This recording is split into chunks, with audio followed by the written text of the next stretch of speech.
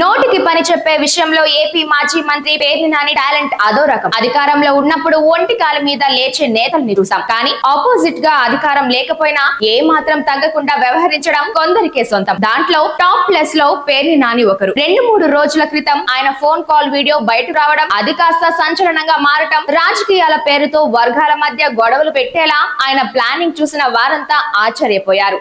తాజాగా పెడనలో నిర్వహించిన వైసీపీ కార్యకర్తల సమావేశంలో పేర్ని నాని మళ్లీ తన నోటికి పని చెప్పారు. ఏపీ ముఖ్యమంత్రి చంద్రబాబును ఉద్దేశించి 76 ఏళ్ల ముసలోడివి నువ్వు ఎంతకాలం బతుకుతావు? 50 ఏళ్ల జగన్ ను భూస్థాపితం చేస్తావా? అది నీ తరమా నీ కొడుకు తరమా అంటూ నోరు పారేసుకున్నారు. రాష్ట్రంలోని పచ్చ మహిళలతో తిట్టిస్తారా?